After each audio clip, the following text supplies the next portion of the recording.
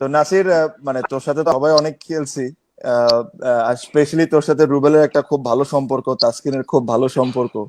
তো আমারে আর তোরা তিনজনই খুবই ফেমাস আর কি, সব দিক থেকেই। समझ रहे हो समझ रहे हो आप समझ रहे हो ना কি সব দিক থেকেই আমার আমার একটা কথা বলতো নাসির, যে তোরা তিনজনের মধ্যে সবচেয়ে গুড বয় কে রে? ভাই তিনজনের মধ্যে আমার মনে হয় ভাই আমি সবচেয়ে ভালো ছেলে ভাই। की अरे बोलूं की তিনজনের মধ্যে আমার মনে হয় ভাই আমি সবচেয়ে ভালো ছেলে ভাই।